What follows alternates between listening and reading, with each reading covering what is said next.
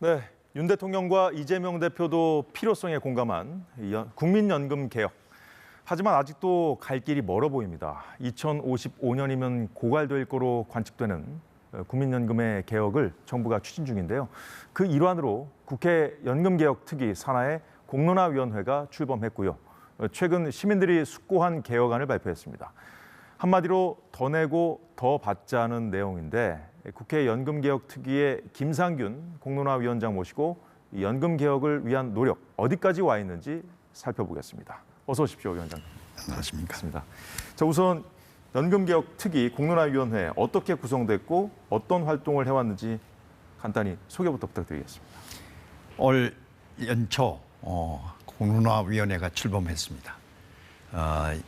방금 말씀하셨다시피 연금특위에서 7가지의 의제를 제시하고 이 문제를 가지고 국민의 연금 개혁에 대한 뜻이 어떤가를 알아보고 거기에 대한 개혁 방안을 마련하고 필요하다면은 선호도 조사까지 해달라 하는 명령을 받았습니다. 그래서 저희 공론화위원회는 지난 3개월 동안 2단계를 거쳐서 활동을 전개했습니다. 첫 번째는 의제를 설정하기 위해서 34명으로 구성된 이해관계자 대표자들로 하여금 2박 3일의 워크숍을 통해서 의제를 개발했습니다. 그 개발된 의제를 가지고 제2단계에서는 500인 시민 대표단에게 설문조사를 실시해서 그 결과를 발표했습니다. 그렇군요. 지금 화면에서 나오는 그 2단계, 그 500명의 시민들로 구성된 그렇습니다. 시민 그 수기단이라고 하나요? 거기서 이제 시민 대표단. 대표단이 이제 수기에서 내린 결론이 더 내고 더 받자는 아니잖아요. 이게 지금 그 여야의 입장도 이 부분 이거에 관련해 가지고 개혁안에 대해서 좀 첨예하게 지금 갈리고 있는 상황인데. 말 그대로 이제 현행보다는 보험금을 더 내고 추후에 더 돌려받자는 아닌데 이게 왜 지금 논란이 되고 있는 겁니까? 이번에 그 설문조사를 해보니까 결론이 시민 대표단들은 더 내고 더 받고 싶다는 것입니다. 이 안은 지금까지 첨예하게 대립되었던 2가지 안, 소득보장안과 재정안정안의 개념하고는 약간 오해가 생길 수 있는 부분입니다. 약간 개념이 다른 겁니까? 재정안정안이라면 소득보장은 안 하고 재정안정만 신경 쓰는 것 같은 느낌을 줍니다. 반대로 소득보장안이라면 재정안정은 염두에 없고 소득보장만 생각하는구나 라고 이해하기 쉬운데 사실은 그게 아니고 동전의 양면같이 2가지 다 개선을 해야 되는데 한쪽을 좀 더 강조하고 우선순위를 둔다. 그 차이입니다. 자, 그렇다면은 더 내고 더 받자는 안이 이제 수기 결과 이제 나온 안인데 더 내고 그대로 받기 안 하고 좀 어떻게 다른지.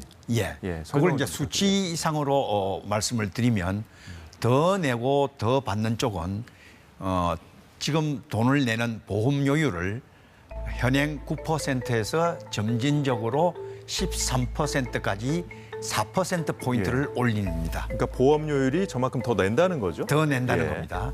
그다음에 더 받는 거는 소득 대체율이라고 해서 지금 현재 소득의 40%를 평균 받는데 그것을 점진적으로 인상해서 50%까지 올린다. 그런 뜻입니다. 그럼 보험료율이 그 올라간 퍼센테이지하고 소득 대체율이 올라간 퍼센테이지가 좀 차이가 있네요. 화면을 보니까.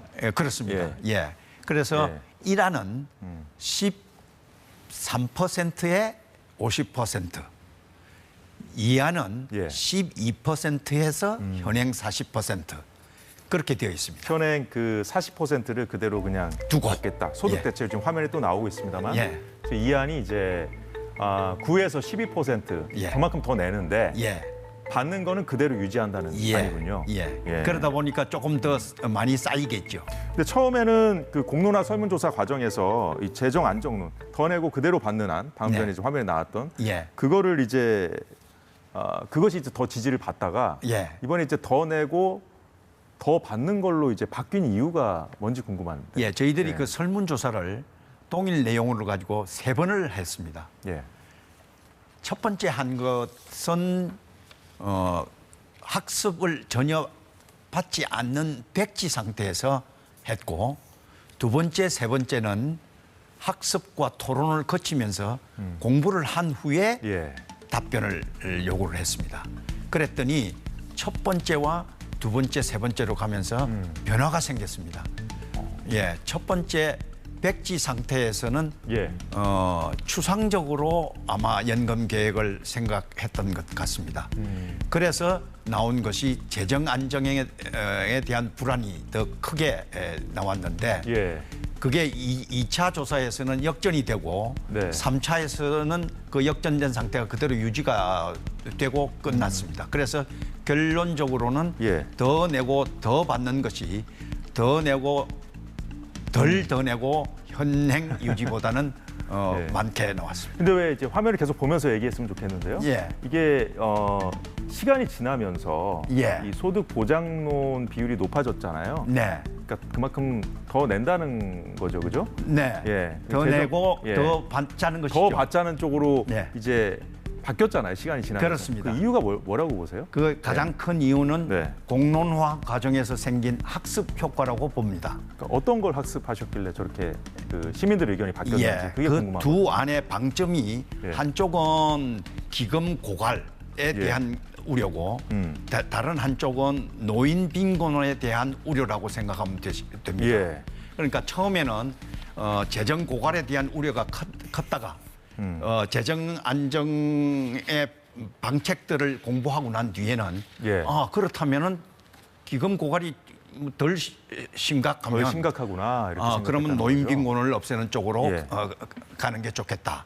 그런 식으로 학습 효과가 나타났지 않았느냐 그렇게 보고 있습니다. 자, 이번 그래서 예. 이제 그걸 뒷받침할 수 있는 거는 1안에서 2안으로 2안에서 1안으로 학습을 하면서 바뀌는 예. 이동이 생겼습니다. 예. 그 이동에서 재정 안정 쪽에서 소득 보장 쪽으로 간 비율보다 예.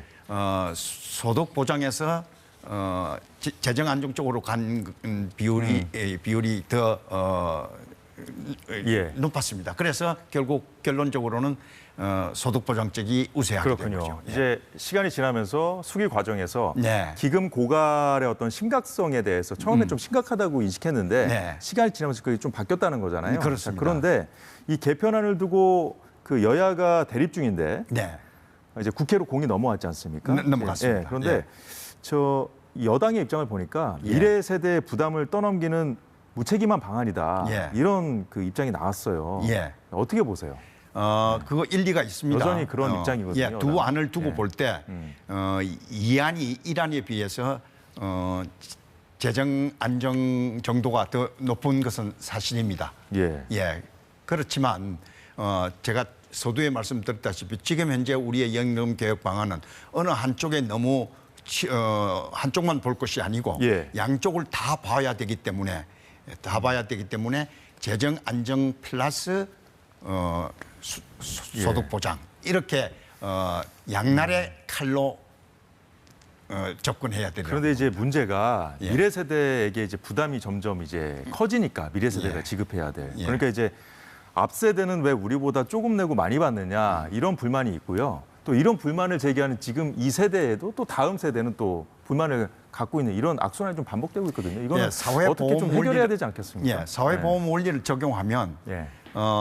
아무래도 미래 세대가 현 세대보다는 여러 가지로 불리한 점이 많습니다. 예. 그건 왜냐하면 지금 같이 저출산 문제도 있고 고령화 문제도 있고 그다음에 경제 성장 문제도 있고 해서 하긴 하지만은 그것을 완화시키는 예. 또 방책을 연금 계획에서 도입을 해야 됩니다. 예를 들면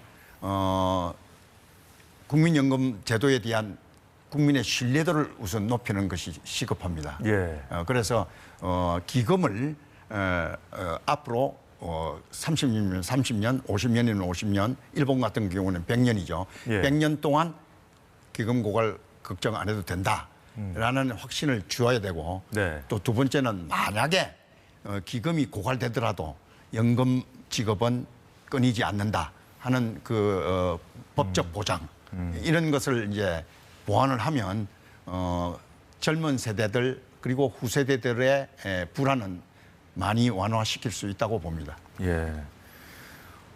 국민적 합의안을 빨리 도출해 놓을 필요가 있겠다는 생각이 들어요. 그러니까 네. 뭐냐면 이제 그 내는 비율과 받는 비율을 좀 자동적으로 이게 뭐 10년 있다가 또 하고 뭐 20년 있다가 또 하고 합의안 한 번 마련하는 게 이렇게 어려운데 그럴 수는 없는 거잖아요. 그래서 그런 자동적으로 좀 이것을 이제 모든 세대가 좀 공감할 수 있는 시스템을 빨리 마련하는 것이 좀 중요하지 않나 하는 생각이 드는데 시민들의 선택으로 이번에 연금 개혁안이 이제 선택되지 않았습니까? 예. 근데 이 개혁안이 나왔다고 해서 우리 이제 공론화 위원회의 역할이 끝난 건 아니잖아요.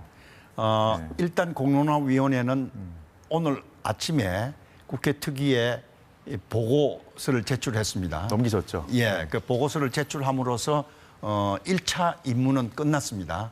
그러나 우리 임기가 5월 말까지 남아 있습니다. 21대 국회와 임기가 동일하고 그렇습니다. 예. 그래서 그 남아있는 기간 동안에 특위로부터서 또 새로운 임무를 부여받을 수도 있고 또는 추가 임무를 요청받을 수도 있습니다. 저희들은 기다리고 있는 입장입니다. 21대 국회 임기가 얼마 남지 않았잖아요. 네. 그래서 이제 앞으로 이 개혁을 위한 활동은 어떻게 전개되는 겁니까, 그럼? 일단 공이 이제 국회로 넘어갔기 때문에 오늘 아침에 그 국회 특위의 그 분위기를 보니까 예. 남은 기간이 짧지만 최대한 노력해서 어떤 식으로든지 국민연금법 개정에 합의를 보겠다 예. 하는 의지는 강하게 나타났습니다.